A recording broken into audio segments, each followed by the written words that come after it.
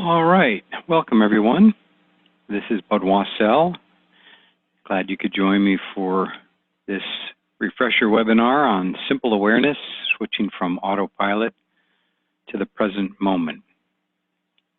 We're going to kind of go back to the basics a little bit.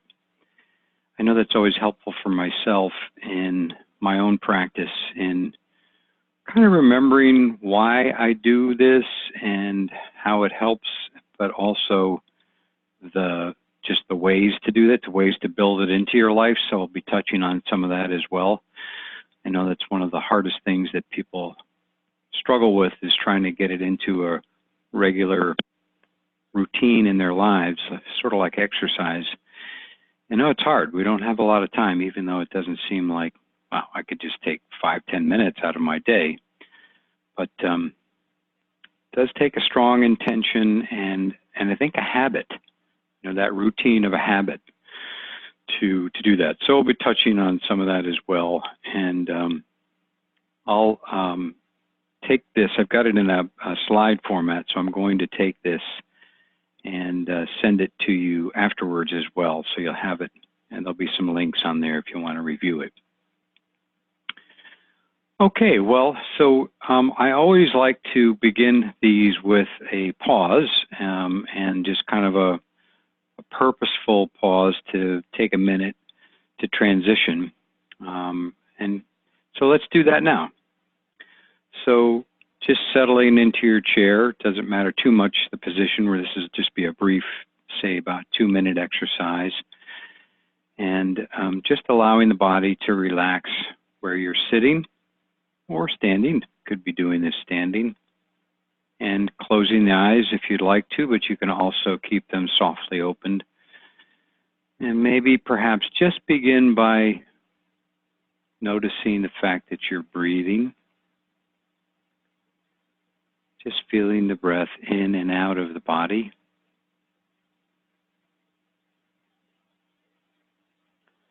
And let's take one full deep breath. So filling the lungs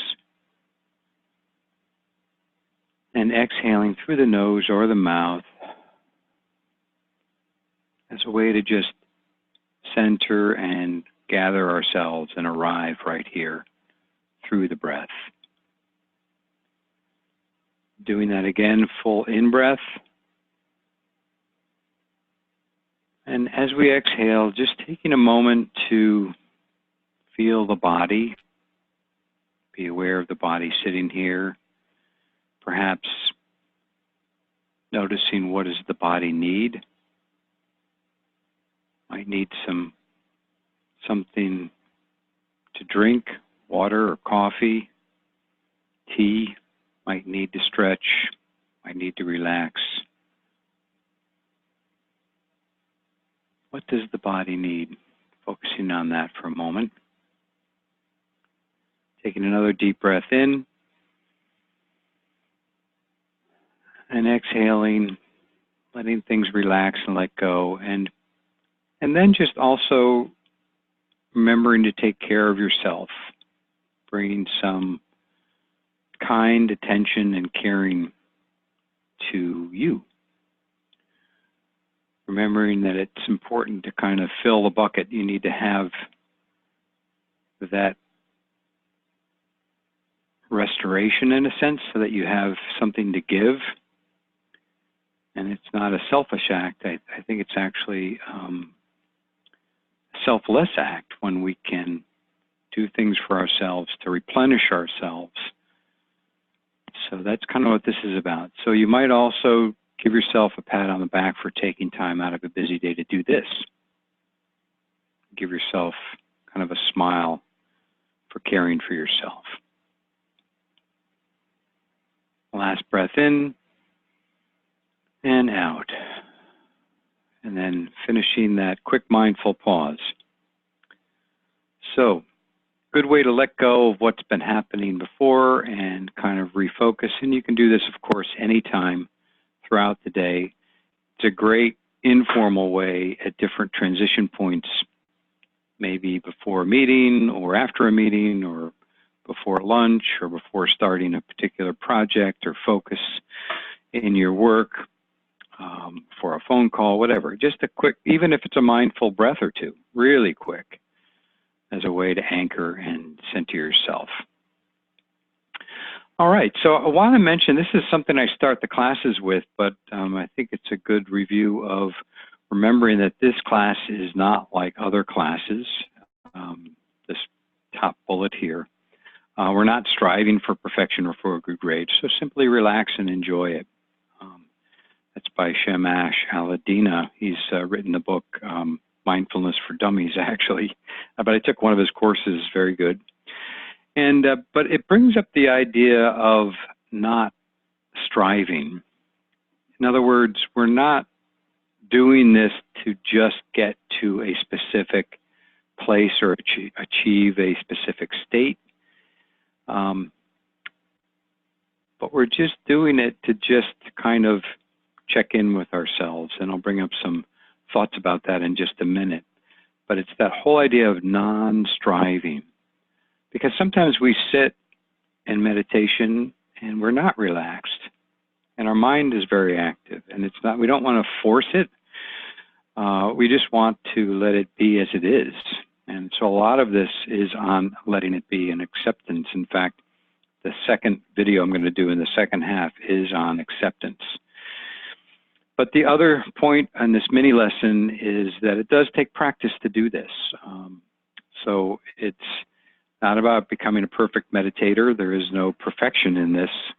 Whatever you're doing, the way you're doing it is just fine the way it is. There are some things that can help. And so you do need to do it regularly. And I know you've heard me say this before, but it's so important that, you know, you can't learn a complex skill by reading about it. You need to practice so that it becomes second nature. It is kind of like surfing or playing a musical instrument or learning self-defense. When you think about it, our mind is the most complex organism or machine, whatever you want to call it, in the universe. And we have become habituated and conditioned in our ways of thinking and responding and reacting to the world. And so this is a way to step back from that and to notice what's going on in the mind without getting caught up and getting into what's called autopilot, which we'll be discussing also later in the lesson. All right, so quick definition. I thought it would be helpful to just quickly review this. This is by Jon Kabat-Zinn, and just to kind of break it down, means paying attention. So we're really training our awareness and our focus and our concentration. And when we do this more often, we find that we can be more focused, more in the zone. And we can choose to, in a sense, be single tasking rather than multitasking. But at the same time, it can also allows us to see the big picture. But this helps us kind of zone in with a spotlight when we really turn to pay attention. We do it on purpose so that we do have to set aside time with an intention to do it. And I'll talk a minute about intentions that can be very helpful in your practice. And of course, it's all about being in the present moment so that we're reconnect again and again and again to the present moment right now, not thinking about stuff that's happened, not rewinding the tape and reviewing old stuff, not worrying about things in the future, you know, kind of fast forwarding, because we really don't know what's going to happen, even in the next moment, later this afternoon. So we're just trying to continue to pull ourselves into the present moment. And to do this as much as we can non-judgmentally. And this is not easy because we're always applying labels. We're always liking or disliking something. And so just being aware of that, just noticing when we are pushing away from something or grasping and trying to hold on to something because we like it or dislike it. So that's an important part of the definition. But another definition that is, well, actually all definitions include kind of a sense of open-hearted presence. And what that simply means is being kind, you know, an element of kindliness so that we make mindfulness kindfulness. And we're kind to ourselves. I mean, of course, we want to be kind to others, but think more importantly, it's good to be kind to ourselves. So when we find ourselves kind of beating ourselves up or not being so good to ourselves, even about the practice that we do in meditation, to notice that, let go of that, give yourself a kind word or two as you would a good friend, and remember to keep that as part of it. But I did want to bring up, why do we do this thing? You know, why meditate? Why not just let the mind kind of go off on its own? It's kind of nice to sometimes just sort of drift into daydreaming and thoughts and all kinds of just letting the mind do its thing.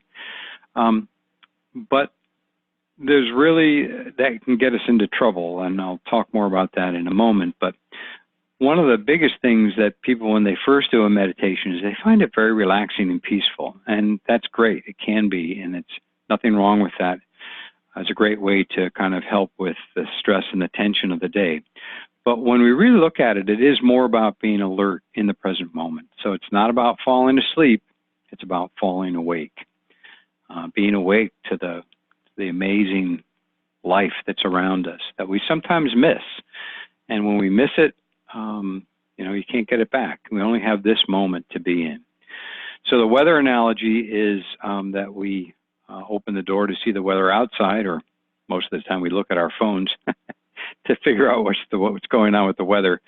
In meditation, we open the door to our internal world. What's going on in the mind? What's going on in the way that we are processing things? And so I'll ask you, what's your intention when you sit to meditate? It might help to have an intention, even for every meditation. So here are some things to be thinking about. It might be to relax. Maybe there's a lot of tension going on for you. It might be to kind of reset, in a sense, kind of change gears psychologically. It might be to refresh. And sometimes, you know, mindful movement's good for this, as opposed to just sitting and meditating, but to do something that's more refreshing and enlivening and energizing. And as I said before, it could be to focus, you know, really cultivating that sense of being focused. This can really help us step back from stress, so that might be your intention for a particular meditation, or you're going through a lot of stress. Maybe you want to learn how to step back from that. But I think one of the greatest benefits is to gain insight, you know, into those patterns of thought and those conditioned, habituated ways that we respond to life. And this helps us to understand why we do things, why we say things, why we act a certain way when we take a few moments on a regular basis. And sometimes we just know it is good for us, you know, if you kind of realize and think to yourselves, yeah, I know I really should do this. I mean, that's not such a bad reason, because it's almost like going to the gym. Sometimes it's very hard to motivate ourselves to go to the gym, but once we get there and we start the exercise routine, we usually feel better. Same thing with meditation. So even if it's just starting a brief meditation or mindful awareness moment, so that we can create this sort of relaxed attentiveness. That is sort of the, if I were to say there is a goal in a sense, you know, kind of having that nice balance between being attentive and focused and alert and awake, but also being relaxed and calm and stable. In fact, I just got a book about this called Stillness, and it's really about that whole thing of most creativity and most of the good things that we come up with come from a place of stillness. Even in performance, like with athletes or musicians, that ability to be really still and focused and relaxed. But here are just a few other terms that I'm going to kind of throw at you, that just to kind of look at on the screen here as a way of things that can really help us, and things that we will find after a regular practice. Okay, so I'm going to talk again about autopilot, but we know through various and multitudes of studies of how this can help with a whole variety of those terms that I just put up. So I do want to show a brief video, and perhaps you've seen this before if you've been in one of the classes, but it's only a couple of minutes, and it's a good review anyways. So hopefully this comes across on your screen. So let me pull this up, and I may have to change my screen. So yeah, looks like I'm going to have to do that. It's become something of a buzz phrase of late. Yeah, I'll pause that and start over. Okay.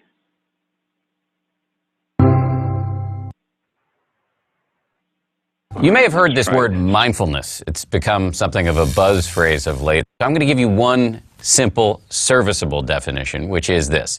Mindfulness is the ability to know what's happening in your head at any given moment without getting carried away by it. Imagine how useful this could be. Just as an example, driving down the road and somebody cuts you off in traffic. How do you normally react? I think most of us, we normally react by having a thought, which is, I'm pissed. And then what happens next? You immediately, habitually, reflexively inhabit that thought. You actually become pissed. There's no buffer between the stimulus and your reaction. With just a little bit. All right, so I've got a couple of folks saying they're not seeing the video, so I think I know what I've done wrong. So let me change this. Give me a second.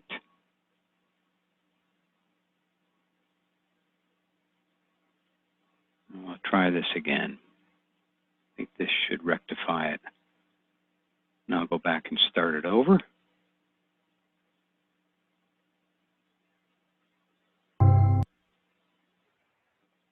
You may have heard this word mindfulness. It's become something of a buzz phrase of late. I'm going to give you one simple, serviceable definition, which is this. Mindfulness is the ability to know what's happening in your head at any given moment without getting carried away by it. Imagine how useful this could be. Just as an example, driving down the road and somebody cuts you off in traffic.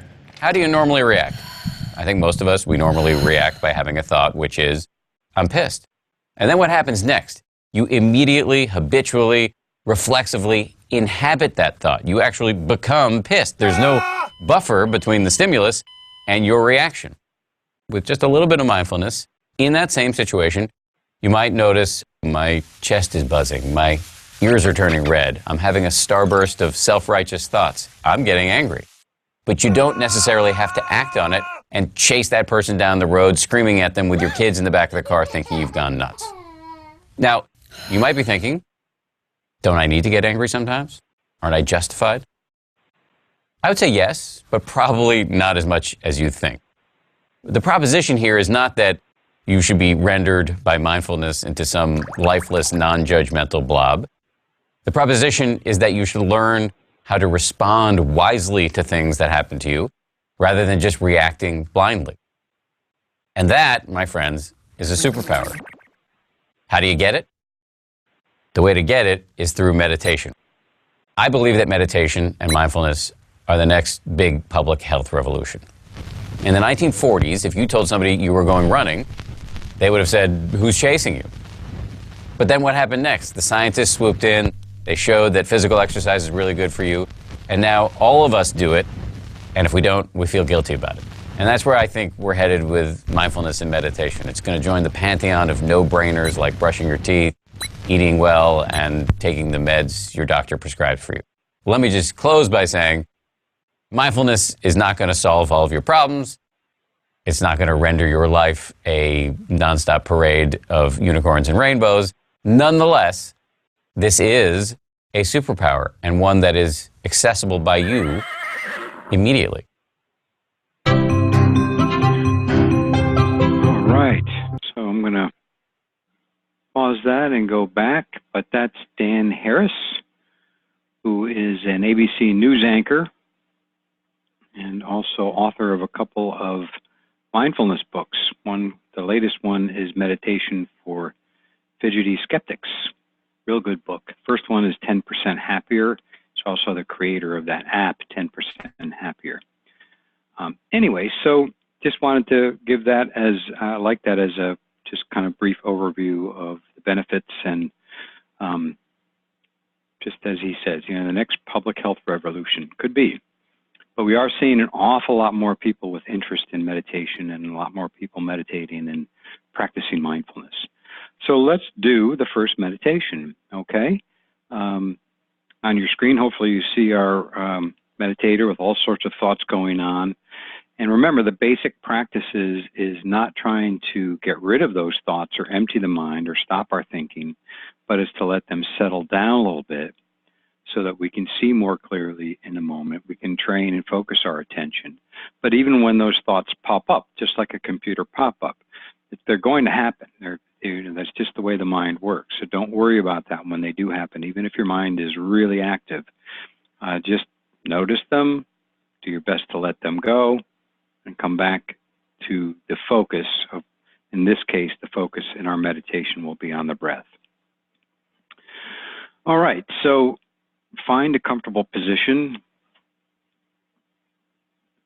Take a moment to settle into your chair. Find that position that kind of signifies a nice balance between being relaxed but attentive at the same time. So you might sit up a bit, you might lengthen the spine, you might have your feet flat on the floor to a nice position of stability, but also comfort and balance. And close your eyes if you wish. You can also keep them slightly open. If you're really sleepy, this is a good way to not fall asleep, keeping your eyes slightly open. Also, sitting up away from the back of the chair is another way to do that. But, find that position and a way to close the eyes or keep them slightly open. And bring your attention into your body and just really feel the weight of your body sitting in the chair. Just allow the body to settle in a bit and feel how the chair supports you. Feel the backrest. Feel the seat beneath your buttocks. Feel those various touch points, your arms resting, your hands resting. Really feeling those connections. And then notice your feet. Come all the way down and feel your feet, that connection the soles of your feet make with the floor. This is all a good way to gather ourselves, gather our attention, bring our mind and our body together. And now let's be aware of our breathing. And let's take several deep breaths. You could do this at your own pace, but just make sure that you really lengthen the inhale so you're filling the lungs. And let the exhale be long and slow, longer than the inhale. It can help us to relax. Doing that again a couple more times. Feel the air coming in, refreshing the body. Then let the air out and just let it leave the body completely. Let the body relax as you do this.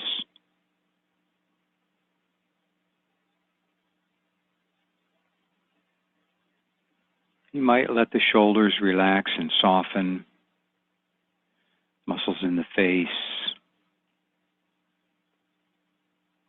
And then just breathe. Just let the breath breathe normally and naturally.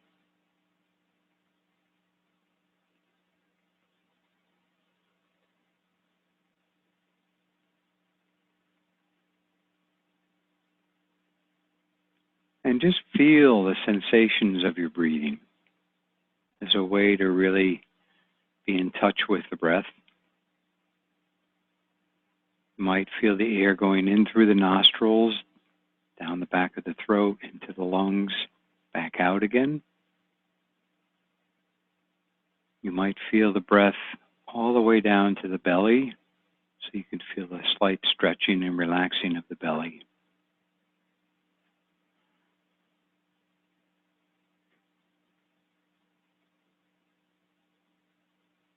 Wherever you feel the breath most directly, just keep your attention there as best you can.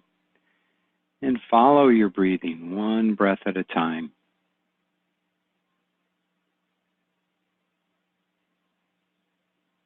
Use the breath as an anchor or a gateway to presence.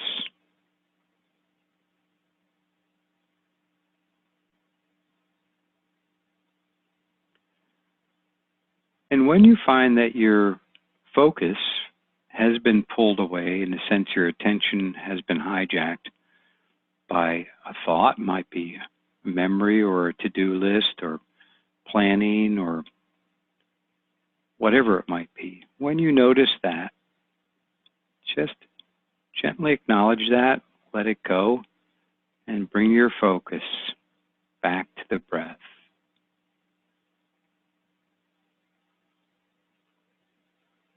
With gentleness, with kindness, with friendliness, just return to your breathing.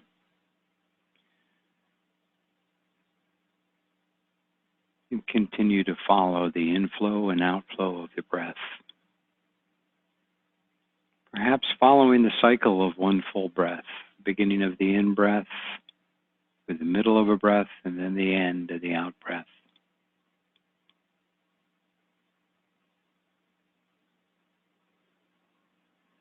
And just rest. Just allow yourself to be here and now, and to just be. No place to go, nothing to do. Nobody's asking anything of you.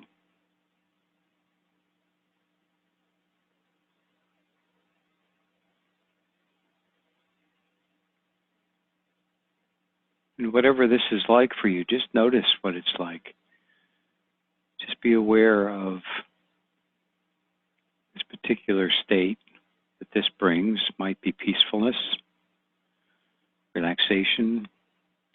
And even if the mind is still busy, again, just keep, when you notice a thought come up or a distraction of any kind, it could be a sound, just letting that go, letting it float away, and gently escort your awareness back to the very next breath.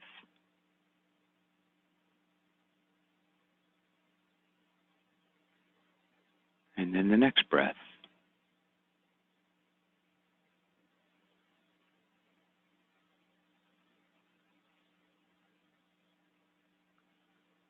And remembering to be curious about the experience, not expecting anything in particular to happen,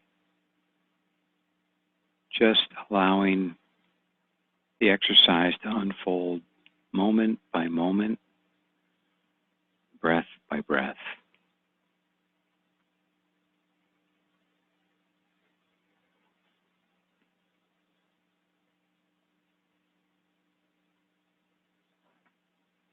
Now, if you like, maybe taking one last full deep breath in and out, allowing yourself to relax again just a little bit more. And we'll begin to close the meditation. You can bring your awareness to your body in the chair, being aware of your surroundings, and we'll finish with a bell.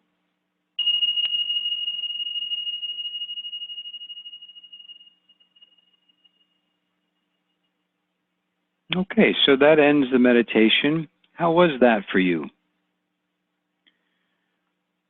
Feel free to answer through the chat if you'd like, or openly, but even just asking yourself, what was that like? What was that experience like? And remember, no special state to be achieved. It's not, necessary to be a certain way. Trying to let go of that as much as we can. All right, well, that's the first half, and I'm going to thank you very much for joining me and being with me today. And okay, another comment. I still find myself having trouble maintaining focus, though this was very relaxing. And that's fine. That can be part of the challenge, is when our attention is in lots of different places. Just do your best to keep refocusing. That's really, that comes with the practice, as well as with the informal practice, which I'm going to be covering in the second part as well.